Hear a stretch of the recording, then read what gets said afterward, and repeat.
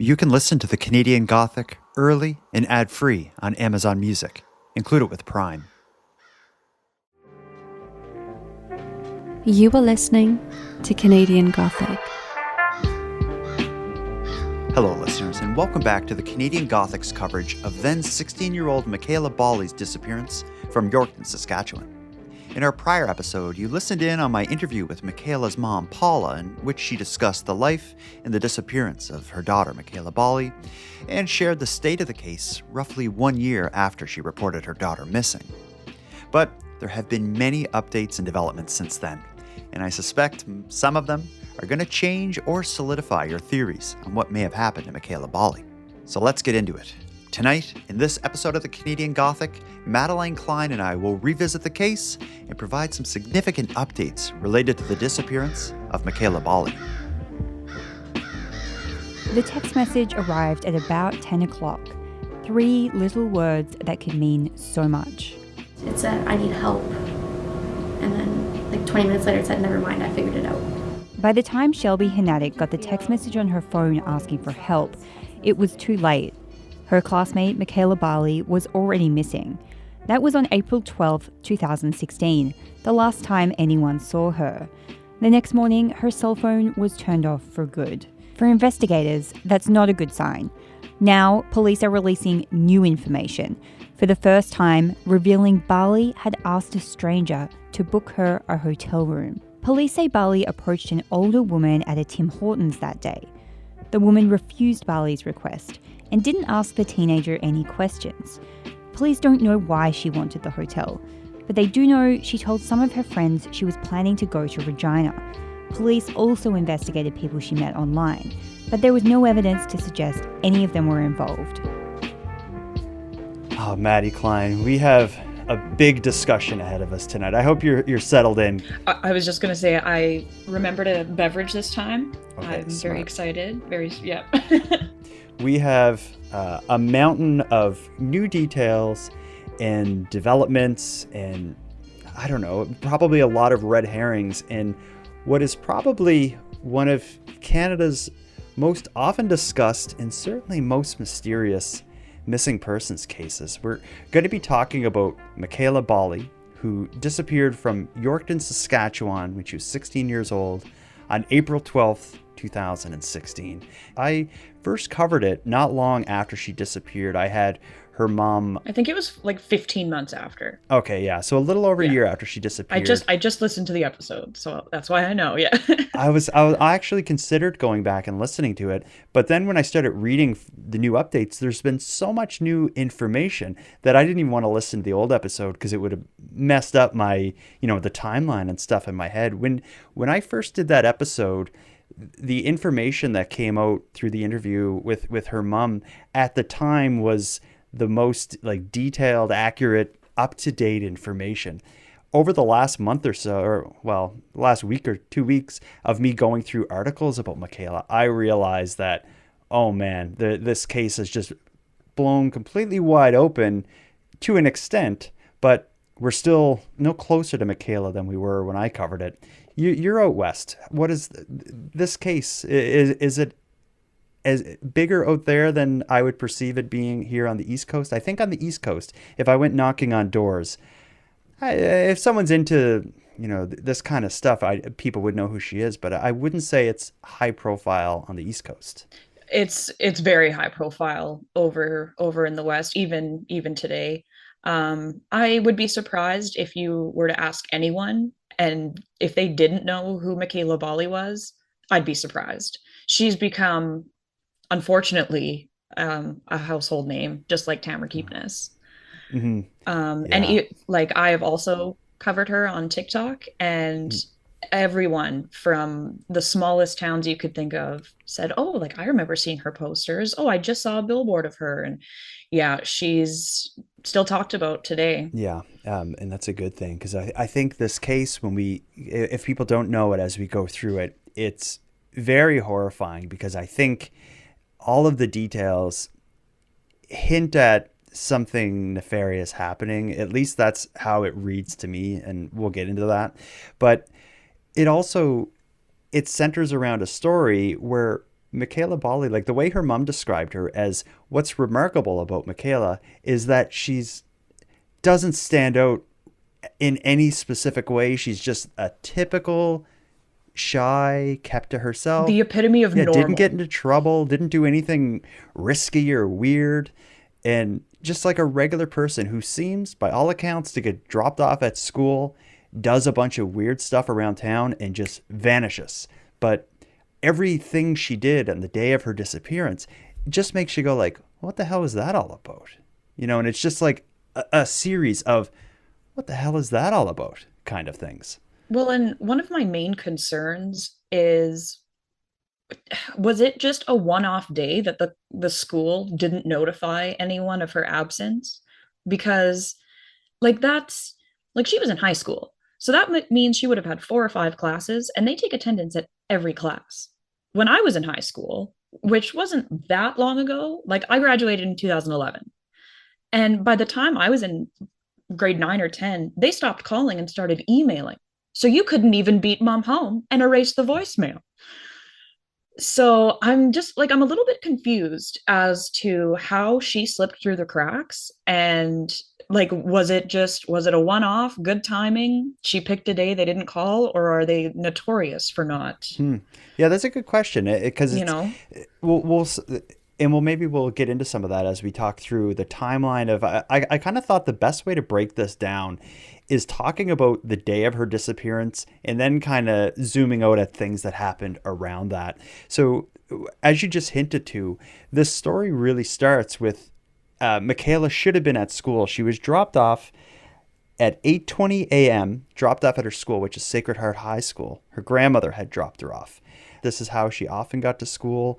When I did the interview with her mom, I remember her mom saying, like, I even recall getting ready in the morning with her that day, and there was nothing weird or unusual. It was a regular day.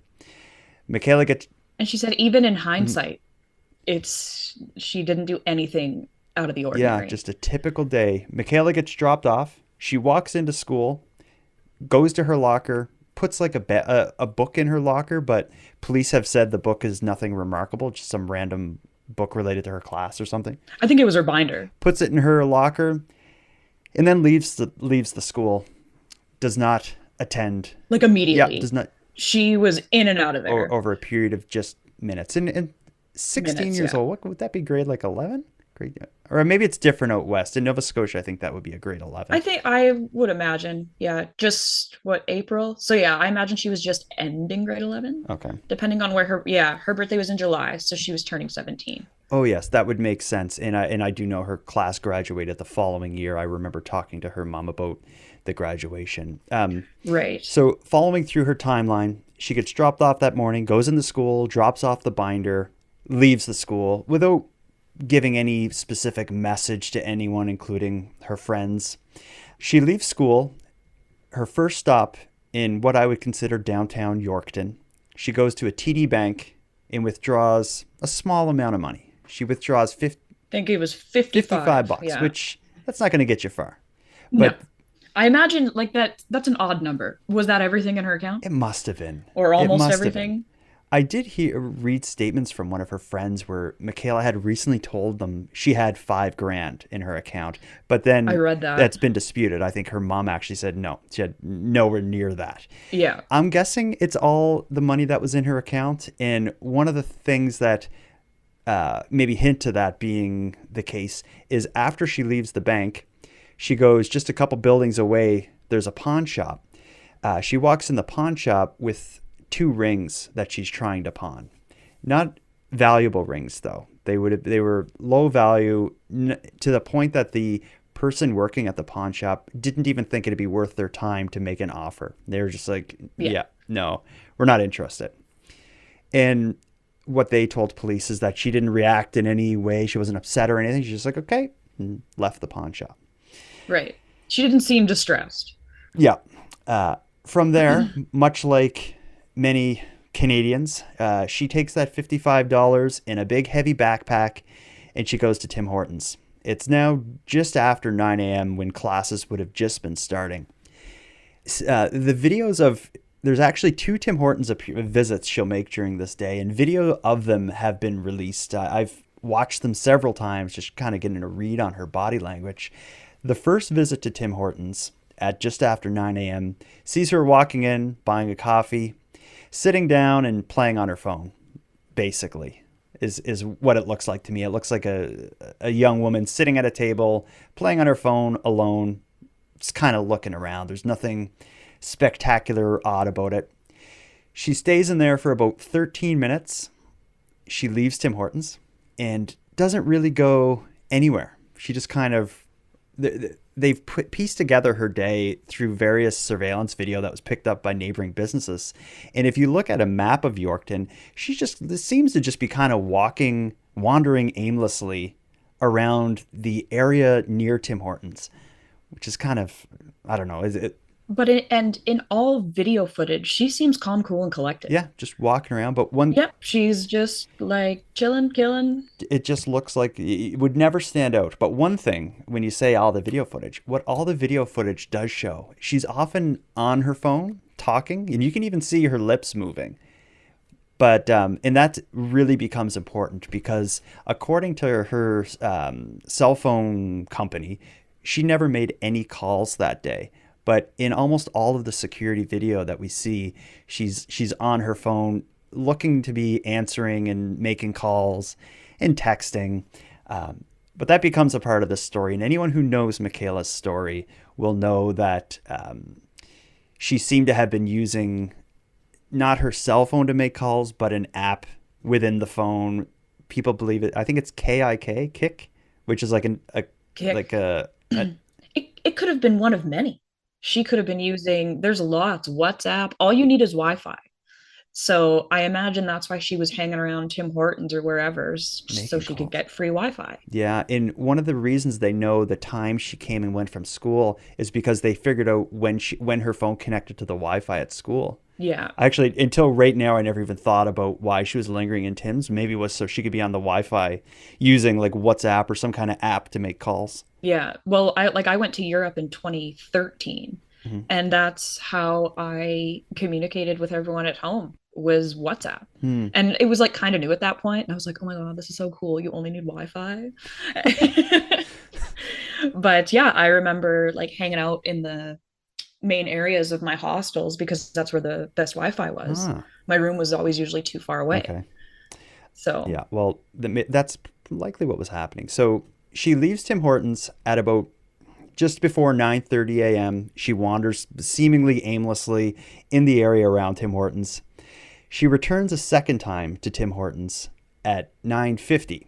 Sits at a completely different table, but same thing. She's using her phone, talking on the phone. Doesn't she stay for longer this time? Yeah, this was like 40 minutes. Yeah, this was about a 40-minute visit.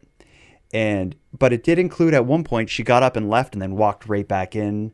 It had a lot of her looking towards the door. It's quite obvious she's watching for someone. It seems it. Waiting for someone. In both visits in Tim Hortons, you can see her looking towards the door a lot. And just trying to read her body language, I can tell she's like uncomfortable and she's like frantically texting, making calls, like something. It's so clear that something's going on. And when we get deeper into the timeline, I think it'll even be more obvious. But the second visit at Tim Hortons, she leaves after about 40 minutes. Again, wanders a little aimlessly around town, but she returns to school. And this is really the last like official, confirmed, undisputed sighting. She shows up just before lunch. She goes back to Sacred Heart School, but she only spends maybe 5 minutes in there. It looks like what she does is she goes into the lunchroom. She talks briefly with two friends, and this will be one of I guess the next like WTF kind of moment in this story is she tells one of her these two friends that she's planning to go to Regina, Saskatchewan on some kind of, she didn't really explain much, but it seems like as we get into it, she told a lot of people she was going somewhere. Well, and these particular people, it was Regina. And earlier at Tim Hortons, because I don't believe she goes back to Tim Hortons, she asked, we later find out she asked a woman if she would help her rent a hotel room. Mm-hmm. So that's, yeah. Yeah. When they interviewed this woman, she was unclear whether like Mekayla was asking for money or just help renting the room. Yeah. But regardless, she was looking for a hotel. Yeah.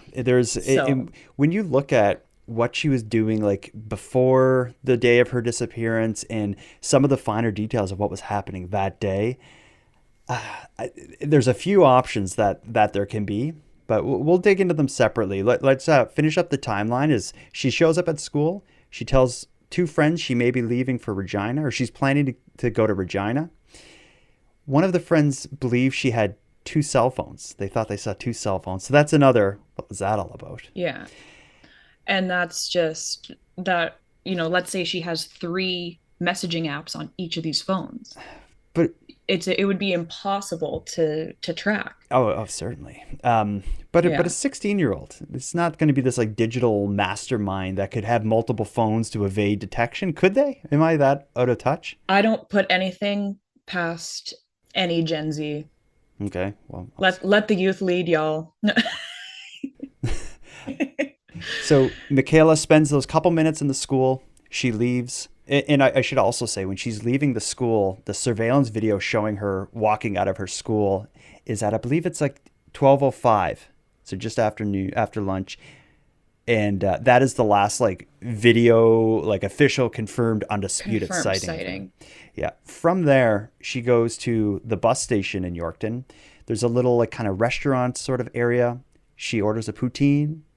She eats, and the waitress didn't see Mekayla leave, but other customers afterwards came forward and said they saw her leaving at around 1 o'clock. Okay, so she was there for a bit.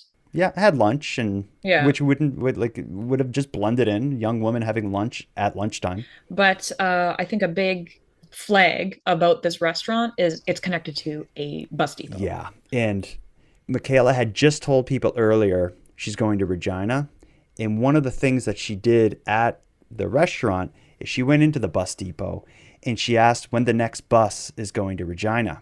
They said it's I think it was 5 o'clock, 5 hours from now, and she declined, didn't buy a ticket.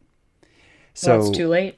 Five's way too late. Yeah. that's at least something we know for a fact that something was going on that was encouraging Mekayla to leave Yorkton, possibly to Regina. But that doesn't tell the whole story because there's so many other things that are going on that lead you to your brain to go in different directions. So what we just did, and I wanted to start with just a basic timeline like we just went through there. It's just so people who don't know the story know the basics of it. But now we can kind of dig into these individual kind of moments in a bit more detail. Before we get into the individual moments and break them down, when you first heard of Mekayla's story, I believe I was first told of it as like it's a likely runaway. Like people think this girl ran away, you should cover it on your podcast. I'm pretty sure that was how it was told to me.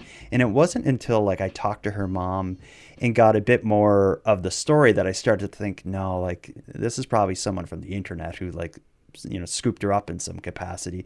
Well, what was the version of the story you recall from the beginning? Well, it was huge news and it was covered by every media outlet. I remember it. I was 23 in 2016. And yeah, I remember reading about it and I was like, someone took her. I think she trusted someone and she should not have trusted them. And I think she, unfortunately found out very quickly she was in a bad place and the rest is history. Yeah. And it's as we go into the details of like what she was saying and what exactly she was doing during these various kind of moments in her timeline, I think it's pretty obvious that there was someone she was communicating with and was in the process of meeting up with them.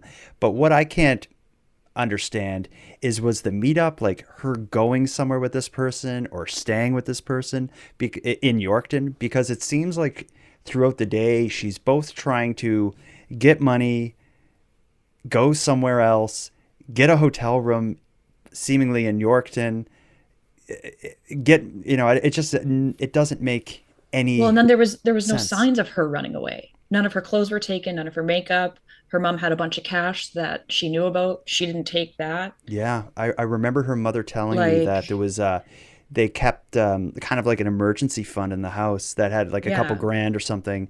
Michaela knew where it was, and her mom said like if I considered if she had to run away, I went and checked to see if that money was still there because if she ran away, she probably would have taken it, and it was right. all there. But at the same time, hearing what she says to her friends and the action she takes, she's trying like desperately to get money for something. So Yeah. let's go through. Let's back up from the day of her disappearance that we just briefly outlined to the day prior, April 11th, because a lot of her friends have spoken to police and were featured in a CBC article where they share kind of their last memories and their last conversations with Mekayla. In all of them, tell a story, and tell a lot of stories as we collect them. So the day prior to her disappearance, there's this lunch meetup where Mekayla and a group of her closer friends from school, they go have lunch together at some fast food place during lunch hour. In my head, I guess there's like the theater of the mind happening here, but I'm picturing like a table at like McDonald's with like a bunch of kids and everyone's talking. And the reason I am picturing that in my head is no one has like this definitive, clear statement Mekayla makes, but they all seem to be like, I think she was talking about this and that. So one person had said Mekayla had mentioned going to Moose Jaw. Another person said she recalled Mekayla saying she was going to Prince Albert. She told someone else she was going to Regina with her family for a vacation. And then another friend recalled Mekayla talking about traveling to Saskatoon. So like how Yeah. that's a busy lunch hour. And that's a lot of ground to cover. Yeah. Yeah. Like, yeah. But it's all those would all be cities that you would get a bus to from Yorkton. Like it's all in that area, wouldn't it be? Totally. Yeah. Well, PA's a hike. PA would be it's Yorkton's 2 hours from Regina. I'm not exactly the best at geography, so I don't know how far it would be from PA, shorter or longer. Mhm. But But like Regina's 4 hours from PA. By bus, it would be like five. yeah, but they would all be Yeah, cities, places you would totally. get a bus to in that area. It's not like she's Yeah. going across the country and No, no, no, no. yeah. And it would also be the kind of place where if you met a guy online, let's say, or a girl online, and you're in Yorkton and they're in Prince Albert, and you had a connection, it wouldn't be crazy to be like, "Oh, come down for the weekend." Right? Yeah. Yeah. And especially to a 16-year-old, anything is possible, and the world's not that big. Yeah, totally. So, Uh, yeah. Another thing she said during this lunch is she told a friend that a man that she had met online named Christopher was coming to coming to Yorkton, Saskatchewan, to meet with her. But they didn't, no specifics, no date. They just recall her mentioning this. And so when I talk about how I'm picturing this as just a bunch of kids at a table, I'm picturing all these conversations just kind of going on and it's chaotic and people are just remembering bits and pieces of what she said because I can't make sense of that in any other way than in that context. Well, and especially because at the time, they had no idea that they should be listening super Hmm. attentively. Hmm. Hmm. They weren't super listening because they didn't have to. Yeah, that's a They good point. didn't, yeah. After this lunch, another statement that's made this is by one of her teachers said for the class that she went to after the lunch, like that afternoon, the day before her disappearance, the teacher did speak to police and recalled Mekayla standing out as being upset in some way during class. So Yeah. no description beyond Visibly, upset, but at least enough that something is going on. yeah. Now, after school, about 4:35 p.m. the day before her disappearance, this is where things start getting really weird. I'm going to leave out the friends' names. I'm just going to refer to them as like a close friend because there's several friends, but at the same time, they're all like at this time 15, 16. I don't really Yeah. want to get into it, but at about 4:30 after school, the day before her disappearance, she asked one friend, "Tomorrow morning, can you take me to the bank?" Around 6 p.m., She called TD customer service, her bank. She actually called them 3 times, doing things like just minor banking things, checking balances. She transferred $25 from one account to another, but she's clearly thinking about money. One friend, take me to the bank. She's calling the She's preparing. 1-800 number. That night, she's also texting throughout the night with friends. She told one friend, actually her ex-boyfriend, who comes up in the story a lot as being very helpful. It seems like he worked closely with police and shared his text messages, and he's in no way a suspect. But one of the things Mekayla had said to him the night before her disappearance is that he was going to be going to Regina. She was going to be going to Regina for a couple days because she was unhappy. And that's like, there's no way to misconstrue that. I think already with what we have, she was trying to get money. Something was going on, and she was trying to get out of town, seemingly for somewhere else, somewhere close by, but not Yorkton.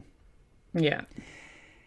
Now we can get into a bit more about her phone calls, her activity on the phone, and what we see in Tim Hortons. So we talked briefly how there was 2 separate visits to Tim Hortons.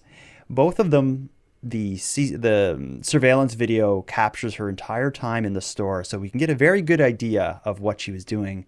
Sadly, we can't hear her telephone conversations, but in both of these visits, she's on the phone, likely through one of these apps that hide your information and confidentiality and privacy and all that stuff. Likely using those for communication. Well, she had to have been because there's no TELUS records. So it's exactly for sure she was. Yeah. Yeah. And another thing I've learned about cell phones in researching this case, and I don't know if it's this way everywhere, but at least with Mekayla's phone carrier in Saskatchewan, it tracks incoming and outgoing text messages, like the time, who they're from, where they're to, but it doesn't keep the actual message. So when police were putting together her timeline and what she was saying to whom, they were able to do that by her friends letting police use their phone to see what the messages were about. I would have assumed the police could just get all of that stuff. I imagine the space it would take to store that, the cost would be astronomical. I guess so. The amount of is what I'm assuming. But yeah, I don't know. I guess I never considered it. I just kind of took for granted that the idea that they would be able to see this, but regardless, her first visit to Tim Hortons, the one that was just after 9 a.m., she was there for about 15 minutes. When I watched the video of this appearance, what stands out to me is that she's ravenously texting and talking on the phone. She's looking at the door a lot. I can imagine, again, using theater of the mind, I can imagine her being like, I'm at the Tim Hortons on this intersection. Are you coming? Are you outside? And, looking over her shoulder at the door. That's the vibe I'm getting, is that she's meeting someone. It seems as clear as day that she's meeting someone. One thing, though, that is really weird. You can't really tell what she's doing, but at one point, it looks as though she takes a phone apart. And this has come up in a couple news reports. It looks like she's taking pieces off of her phone and then puts it back together and starts using it. But what I thought of, and I don't know if this could be connected to what she was up to, but my mom travels internationally a lot. She goes away for the winter, and she has multiple SIM cards that you would put in your phone for traveling. And I know when my mom has to, if she's going to Asia or something, it doesn't take her phone apart, but she takes pieces off to swap out the SIM cards. Oh. And in Mekayla's video, and in the video of Mekayla, she's far enough away from the camera that you can't see well what she's doing. But to me, as I was looking, I'm thinking she could be swapping out a SIM card. That I had never thought of that. Yeah. But it's very possible. And something was up because another friend said she had 2 phones with her. So it's could she have been swapping SIM cards from one phone to another, or... Well, and I thought maybe it was a battery issue. We've all had a shitty BlackBerry with a shitty battery that you have to, tinker with. But they kept calling her phone after she went missing, and it just kept ringing until the next day. So there wasn't a power issue or battery issue with the phone. There, yeah. In fact, her So phone was active until like 7 a.m. the next morning. yeah, So it doesn't seem to be that. I'm putting my money on something to do with the SIM card. I bet you're right.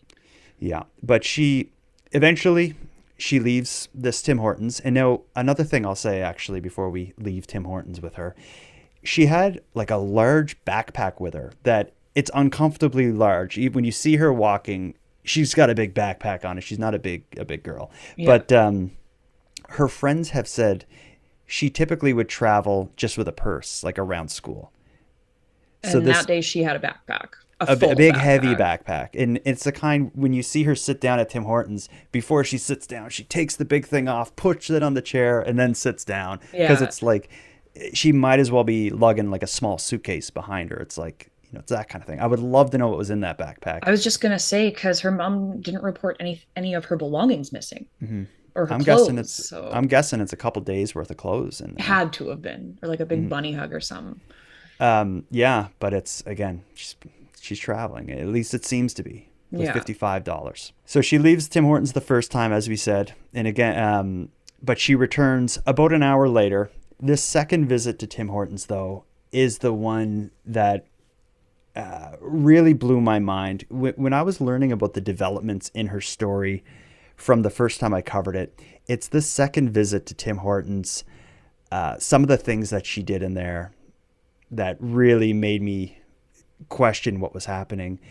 And again, I watched the CCTV footage multiple times of this. And when Mekayla comes back, again, the day of her disappearance, after about an hour, she comes back to Tim Hortons for the second time.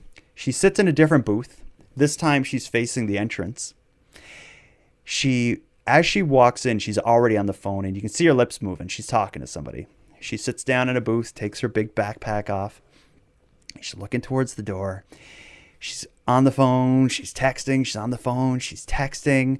She looks kind of agitated to me. She doesn't look like she's comfortable in any way. And again, at one point, she kind of gets up, leaves, comes back, sits down. But the part that's most interesting, and you mentioned this just briefly earlier, and I watched the CCTV footage of this particular moment several times, because I can kind of see her inching. She's on a little, like in like one of the booth style seats. She's kind of inching towards the end. She like kind of moves her foot, so her foot's kind of like from underneath the table, and I can see that she's tentative about like getting up. And she's texting in this position, and then all of a sudden she just lifts herself up and she just walks over to this old lady at the table next to her. And the reason I talked with that big build up to this is, as I'm watching it, I'm thinking like Mekayla is trying to build herself up to confronting someone. And she's trying to like hype herself up. I could see it. She goes over to this other lady. She says something to her. You can't hear what. And you see the other lady look up at her like from her seat, being like, what? I think Mekayla says, like, can I sit down? Because after they have this brief exchange, Mekayla sits down at this little table with this little old lady. They talk briefly. You see the old lady shake her head no. Then Mekayla gets up, turns her back to the lady, puts her big backpack on. She fiddles on her phone while standing next to her table before just walking out of the restaurant. And as she walks off, I was watching kind of the body language of the little old lady, I'm calling her, that Mekayla approached. And I could see that lady like lift up her head from her coffee and watching Mekayla walk out of the restaurant, which tells me that that lady was like, what was up with her? Like, That if someone, was odd. Yeah. yeah, if someone approached me and did something weird, I wouldn't make it obvious, but when they had their back to me, I definitely watched them, see where Totally. they were going. And I feel like that's what this lady did. And you had talked about briefly earlier what she had said. So tell us again, what did Mekayla say to this little old lady? So Mekayla ended up asking this woman if she would help her rent a hotel room. So What the hell, we're right? unclear. I imagine she meant in Yorkton, but we're unclear of whether she asked this woman for money for a hotel room or if she just asked for help to rent it because she wasn't 18. But hmm regardless, it's a sketchy question for anyone to be asked. Certainly. And I guess I would have thought, like, if someone came up to my table, like a young girl, and asked me that, I would think maybe she's like homeless or something. Or I'd think, like, is this like a scam?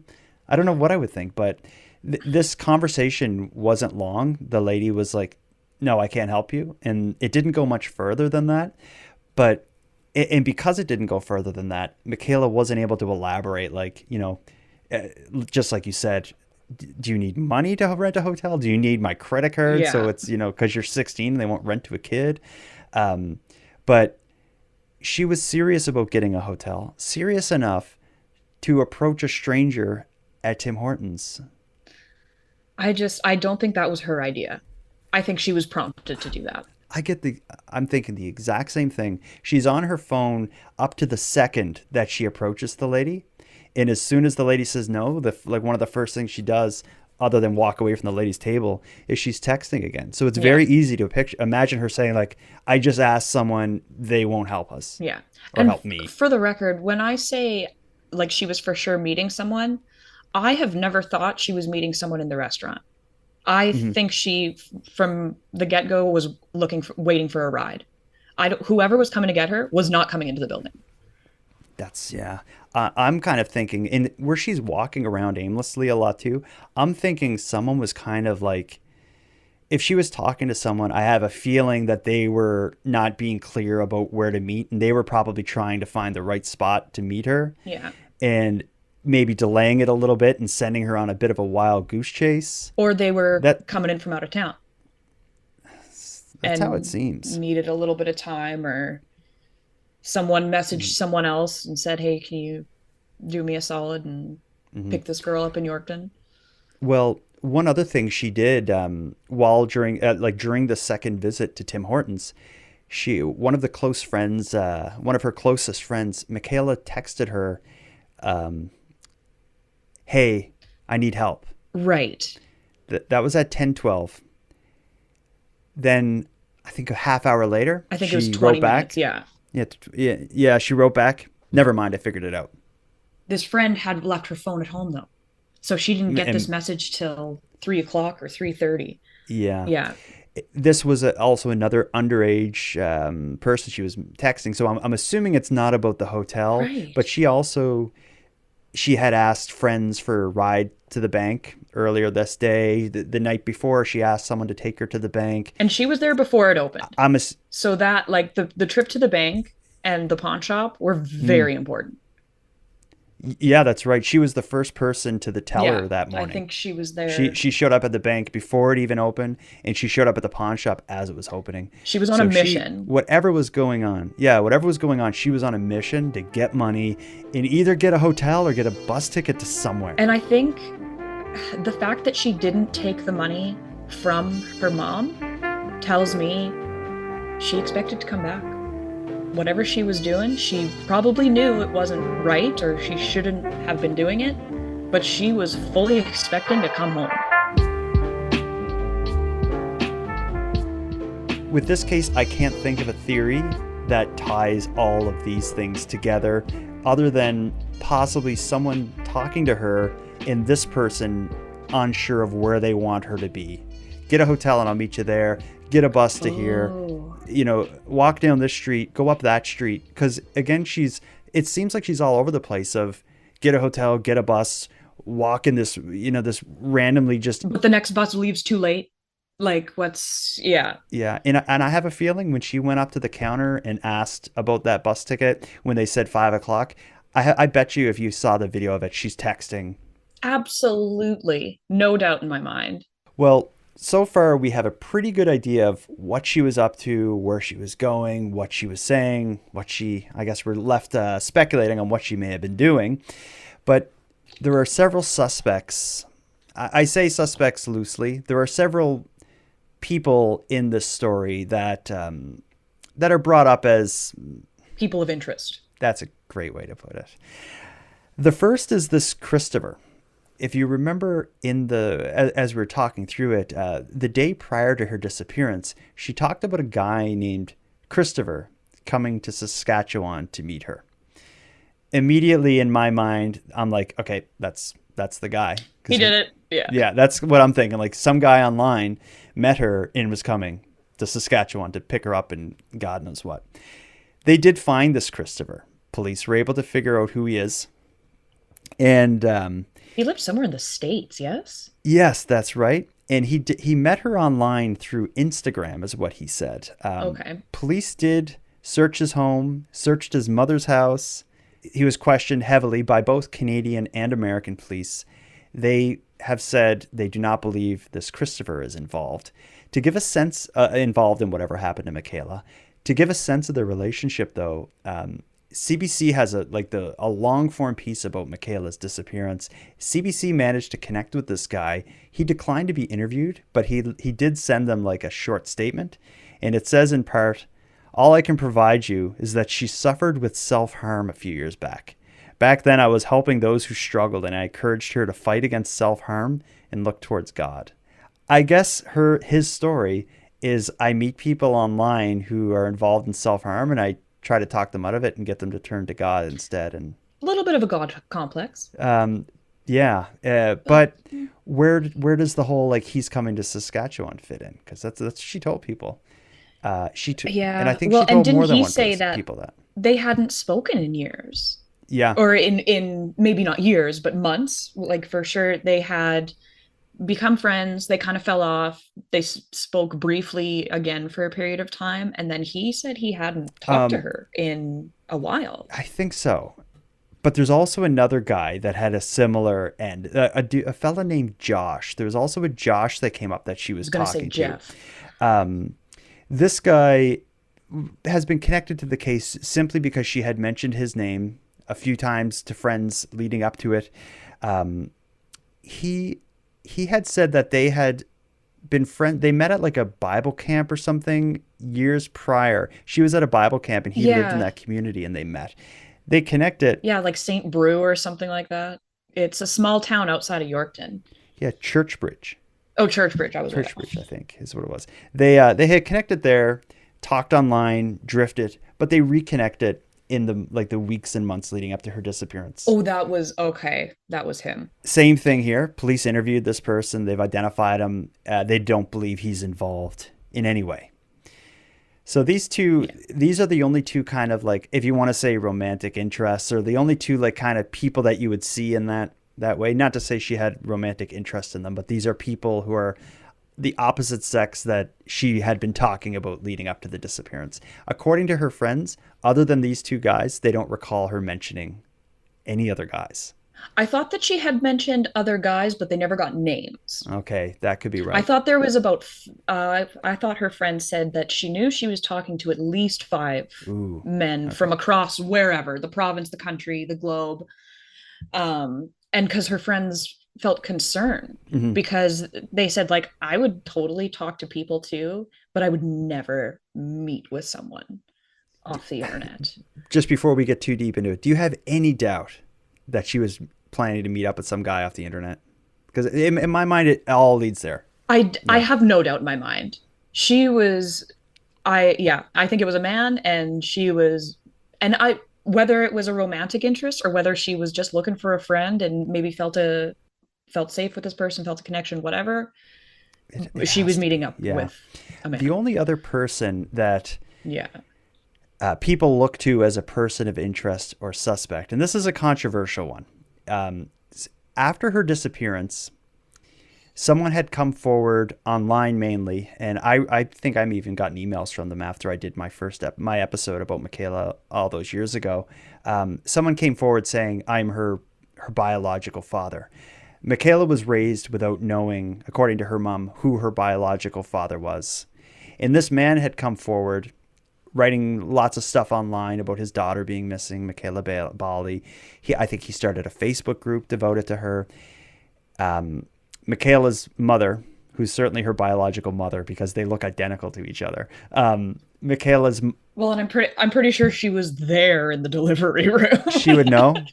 I don't know how any of that works, so I'll trust you. I know you've been to a hospital before, Every day. but needless to say, Michaela's mom says this man claiming to be her father is not her father.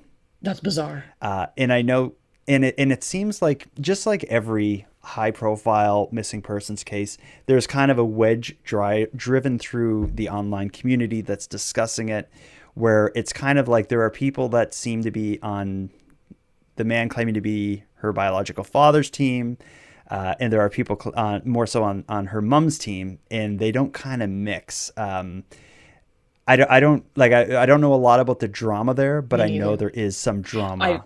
That's about what I know as well. Yeah, but needless to say, this man claiming to be her father, whether he is or isn't, I have no idea. But what I do know is that police did investigate him as well, and also say there's no evidence that he was with her that day, or no evidence that he's involved. They searched his house, and it doesn't seem like he's involved in any way. Yeah. And whatever family stuff is going on seems to be outside of the actual events surrounding her Yeah. disappearance. Even like I remember seeing one of his posts and it was like, yeah, like I haven't been around for most of your life. So he meant all of her life. The last 16 years. But yeah, Miss those 16 I years. thought I was just like, oh, that's that's really sad. But then later I heard her mom say like that's no, absolutely not. So I was like, that's Yeah, a weird thing to do if but families are weird. And when something like this happens, Mekayla is a regular person from a regular family, and regular families got weird stuff. And this seems everyone's to got be, skeletons. yeah, this seems to be that family's weird thing. Is Yeah. this the dad stuff? It is just it throws, like everything in the case. It's just another kind of weird detail, likely red herring. But when a 16-year-old goes missing and nothing about their last known activities makes any sense, like, everyone who's involved in them in any way needs to be spoken to. You've got to go down every avenue possible. And sadly, with Mekayla's, there isn't a lot of avenues. We have all these little weird tips, but that's about it. The day of her disappearance, her grandmother shows up at school to pick her up at 3:00. Mekayla doesn't come out of the school, so her grandmother goes in, talks to the school administrators, and they say she wasn't here that day, and that starts the search. But there's literally nothing. There is no social media activity, no bank activity, no phone activity, no confirmed sightings after her leaving the bus station. There's not even. I thought a odd little tidbit was that her friends sent her a Snapchat after she had gone missing, and it was opened 3 days later. Yeah, that is weird. Because Mekayla, she's last seen 1 or 2 o'clock that day. They find out she's not at school around 3:30. They start, calling friends and trying to track her down. So everyone's, texting her and stuff. But yeah, one of her closest friends said a Snapchat message, which will show if the person you sent to sees it. Yeah. A couple days later, yeah, it showed as red. 2 days later. But police have. So that means her phone died and was recharged because her phone was ringing until 7 o'clock the next morning. When it was, yeah, and that they say that someone hooked it up. Yeah, but at the same time, like that's that idea that it shows as red is very interesting. But police have said multiple times that they haven't been able to confirm that the message was actually red. Okay. If they make that statement, I don't know. Maybe there's a reason it could show as red when it wasn't actually red. But I don't know. If I send could be a glitch. If I send you Stranger Things. Yeah, if I send you a text and I'm like, "Are we recording tonight?" and I see it's red and you didn't write back, I'm like, "Oh my God, we're probably not recording tonight." Right? Yeah. Yeah. Oh my God. So it's like those, like when it shows as red, if you use text and you know what that means. But maybe police aren't willing to hang their hat on someone had her phone using it. Yeah. And I thought, in your podcast with her mother, Paula, she said she continued to pay for her cell phone bill, which broke my heart. Yeah. But you'd have to, especially when you get this idea that maybe the phone, maybe a text marked as red, or maybe someday she'll call. Because when I spoke to her mom, she said, my fear is that she's chained in someone's basement somewhere. I remember her saying that to me and just being like, holy shit, this is real. And imagine she never even left Yorkton. Yeah. Yeah. And it's a possibility. Mm-hmm.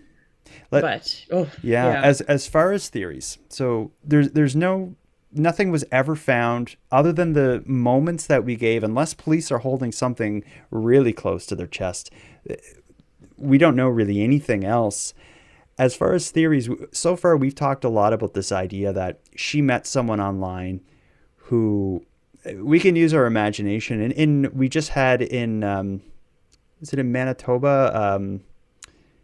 There was or was it Alberta? The Amanda Todd case. What's province is that in? I want to say BC. Port Coquitlam, BC. That's British Yeah, Columbia. because that's where they were. They Yeah. they just had that case, and when I was reading about Mekayla Bali, and initially, but especially reading this updates, I thought of Amanda Todd, where Amanda Todd meets this random lunatic on the internet posing as someone else who's extorting her and terrorizing her. There are these people online who will go so far with a young woman and or young man or anyone else. Whoever, Yeah, yeah. and it's not crazy to think that Mekayla may have just come in contact with someone who wished to do someone harm, and for whatever reason, they were able to manipulate her into, meet me somewhere, come to Regina where I am, or, meet Well, me and on, it happens all the time. yeah, No one's safe. And like the young mind is so mhm, fragile. And especially at 16, all you want is to be accepted. All you want is love. mhm. And, if you feel like you have talked to someone and, feel that connection with them, you'll do anything, right? So she may have met someone online, wished to do her harm. There's also, of course, human trafficking, which is not this foreign concept. It happens here in Canada way more often than you think, and it happens to regular people like Mekayla Bali. So that's a possibility. Well, and I didn't realize that until I posted about Michaela. I guess Yorkton is kind of known as being like I don't know how to put it, like a Mm, route, I guess, for sex really? trafficking. I'm not sure it's the Hmm. hub, but it's known Weird. Well, it's for large, yeah, transit, if you will. yeah, probably because it's a smaller town surrounded by larger places, so it'd be kind of like a hub that they could use. And in Nova Scotia, we have a city outside of Halifax called Truro, and there's nothing really spectacular about Truro, but if you look kind of on a map that if you're traveling between any of the kind of major cities on the east coast of Canada, most of them take you near Truro, and because of that, like years ago, the Hells Angels motorcycle gang set up kind of shop in Truro because it was like The a hub, prime area to do drug trafficking from because you have access to everywhere from there. I could see something like that with Yorkton.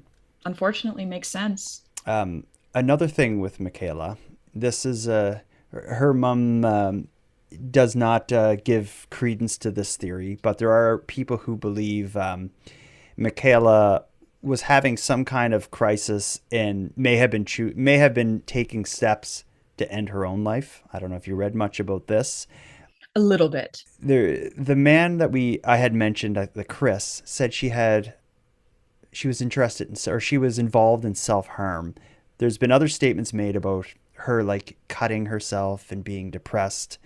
Her mom had told me that these were exaggerations and or not true, but that's something that's out there. But one thing that I think is worth noting is Michaela had several Instagram and social media accounts, but it seems that her main Instagram, I don't know when this happened and I haven't seen anyone was able to tell us when, but the photos, with the exception of like one or two, were all deleted.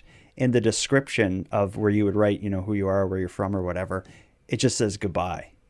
And I think that could just be like I don't know, just kind of an edgy thing a 16-year-old does. Right. And very, yeah. I know 30-year-olds that delete social media, 3 times a week and then get it back. Hmm. So, And they tell you each time, absolutely. right? Like, I'm leaving. So, yeah, that it could have just been bad timing for her to do that. But yeah, that's weird. I forgot about that. You had said earlier the friend sent the text message to Michaela, and it was read 3 days Two or later. three. It was I believe I believe it was months. I believe it was 2 or 3 months later. Oh, see, that makes it even I could be weirder. wrong. I'm looking at my notes here, and my note says a close friend sent Bali a message through Snapchat on the day she disappeared. And then I have in quotes from the friend, somebody opened that message about 3 months later, and that gives us a little bit of hope. Oh, So I think it may have been months, which is even right. weirder, and it wouldn't, and that doesn't seem like it could be a No. glitch Was of was some someone using sort. her phone and accidentally opened it and they were like trying not to this whole time? Well, there's also like weird things can happen with a phone. There was this situation. This is really kind of dark and weird.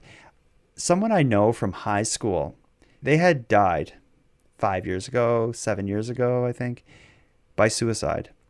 And they were on Twitter and they had social media and stuff, just like everyone does. And it was this like shocking, traumatic moment for everyone who ever knew this person. Just like when people die, their social media accounts become kind of like online shrines where people write like thinking about you today, miss you, this sort of thing. Totally. All of a sudden, their Twitter account kind of like woke up and started tweeting stuff. And people are writing like, "Who is this? Is this some type of like sick joke?" And they were like tweeting like something about like basketball or something. And then the person wrote like in their Twitter account said like, "I just bought this phone. Like, why are you messaging me?" And you could tell Oh like it was my someone. God. He's like, "I just bought this phone from like I think it was, I don't know if it was Telus or what, but he's like, "I just got this phone. How do you get my number? Why are you messaging me?" And it seems like what had happened was I could find the messages, but I think he was like, I'm only 14 years old. Like, I don't know who you are or something. And it seemed like some kid got his phone that had access to his apps, Oh my and God. didn't even know what was going on and was like responding. And then eventually must have signed out of the account and there's no other activity. Okay. I don't know how that, Well, isn't that this kind of nuts? makes sense.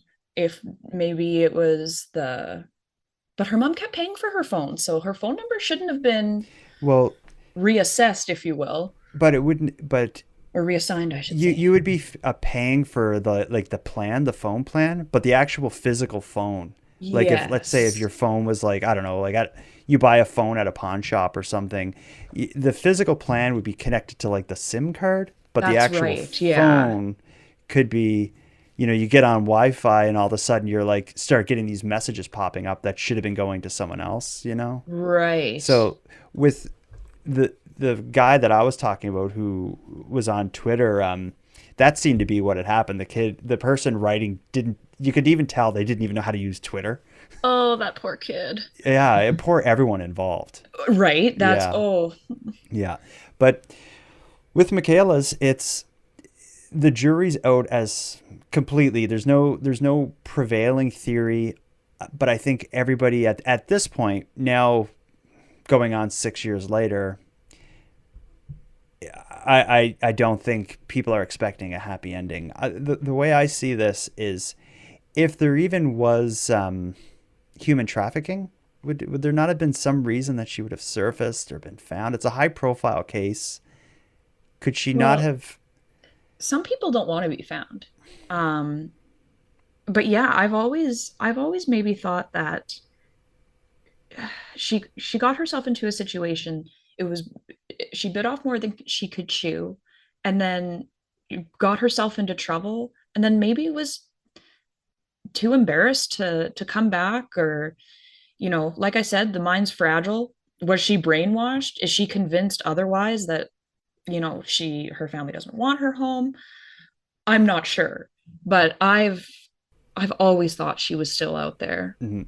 I do, and I remember there was a few years back. A big development was that they did a major search of a body of water in the woods behind her school.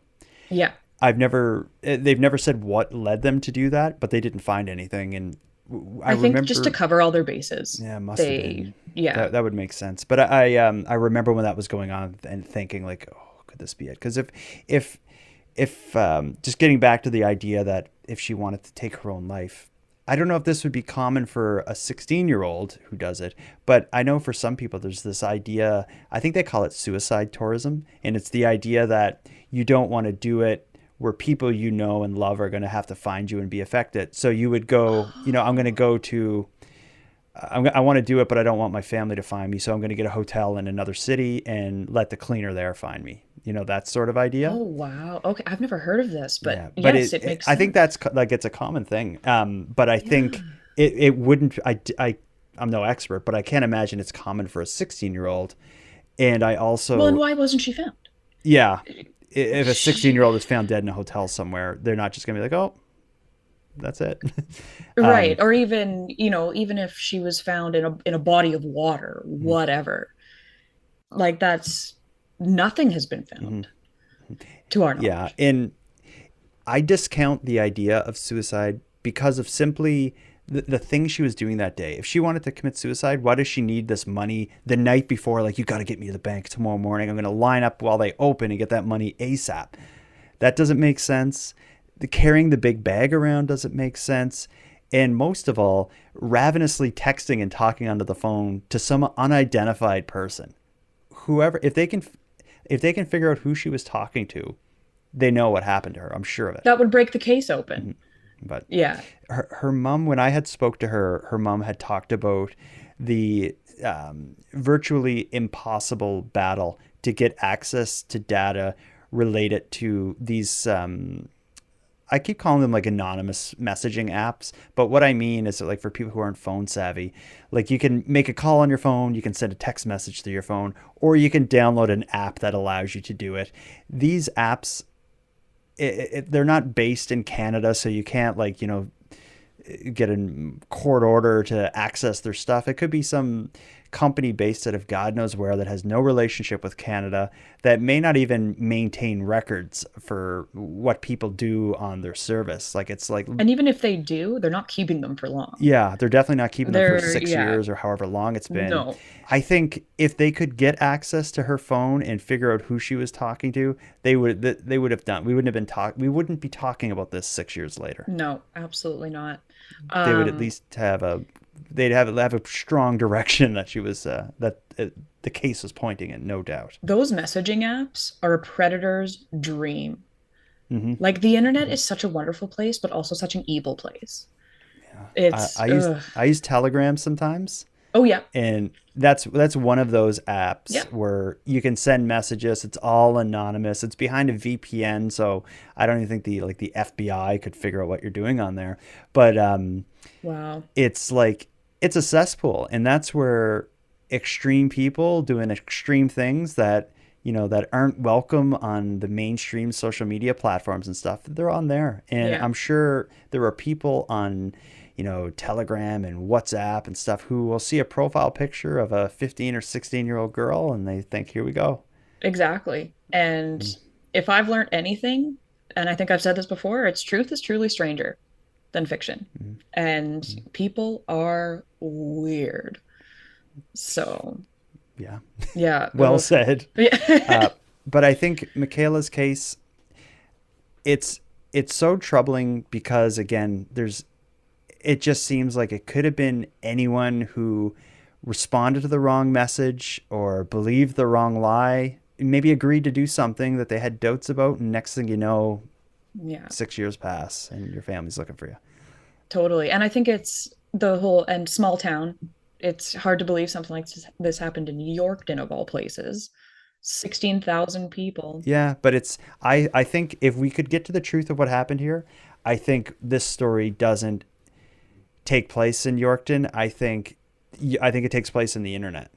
Yeah. That's No, you're my absolutely right. Yeah. And sadly, like, Yorkton's, I'm sure, a nice little town, but they're connected to the internet, that all the same internet that all these lunatic evil people Yeah. are. And And they're everywhere. They walk among us. yeah. Yeah. Sadly, like, there's a lot of new information, a lot of updates since I last covered it. None of them bring us anywhere closer to Michaela.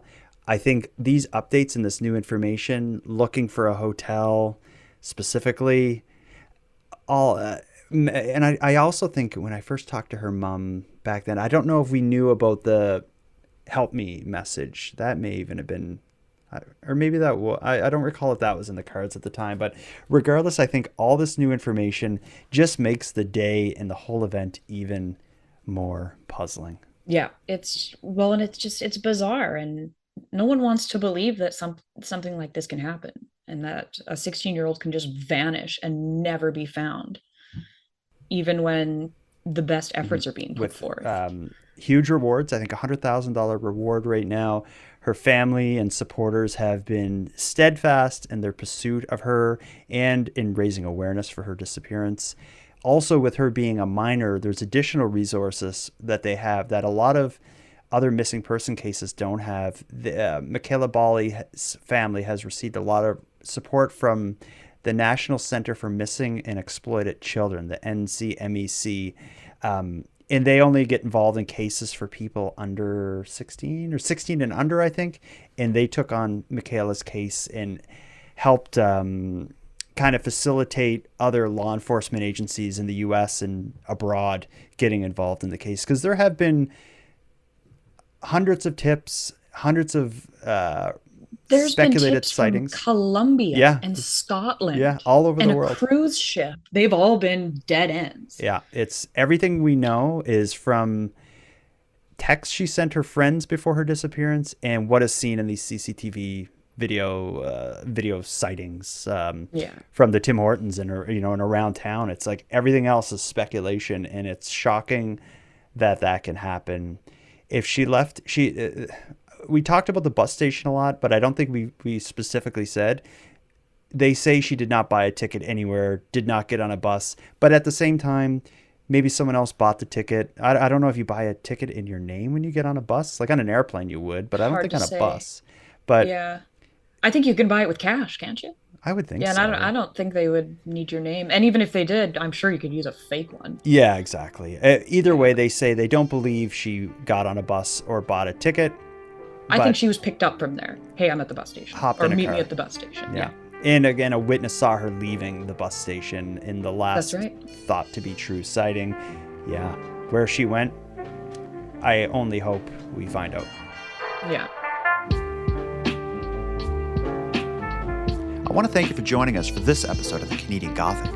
For anyone interested in more information on this case, I've added a link to bringmekaylabalihome.com in this episode's description. And for anyone close to the case, I'd be very interested to speak to you, especially so friends of Mekayla. It boggles my mind that this case remains unsolved after 10 years. It just seems impossible. I can't help to think someone out there knows something, and I'd love to help you share your story. Now, with that said, I'm going to start wrapping up this episode, but before I do, I have some thanks to pass out. First, a big thanks to Madelayne for sharing another evening with me and with you, the listeners of the Canadian Gothic. Thanks to Monty Data, who contributes the music for this episode, and Linz from the Dystopian Simulation podcast, who provides our intro and outro voiceovers.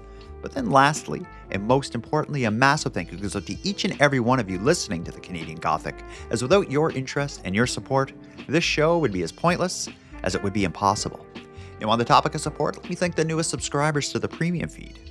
Rylan, Don, and Andrea, we appreciate you.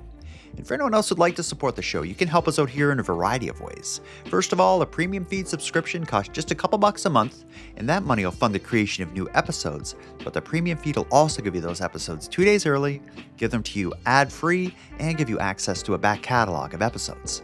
That sounds like something you're interested in? You can go premium at thecanadiangothic.com/subscribe. And even if you don't want to go premium, you can still support the show by sharing this episode on social media and letting all your like-minded friends know why they should listen. Your support is very much appreciated. So with all that said, until next time, take care of each other, hug your loved ones tight, and let me know if you see anything weird. Thank you for listening to Canadian Gothic. This Sunday will mark 10 years since Mekayla Bali's disappearance. She was last seen the afternoon of April 12th, 2016 at the Yorkton bus depot on 1st Avenue North, but police confirm she did not board a bus that day. Since Mekayla's disappearance, Saskatchewan RCMP has received more than 1,000 tips, and the RCMP's Historical Case Unit continues to investigate. I think a mother's love, it never stops for your child, no matter what the situation may be. And so for me, I don't think I'll ever stop looking for her. And I don't know how you can't stop either.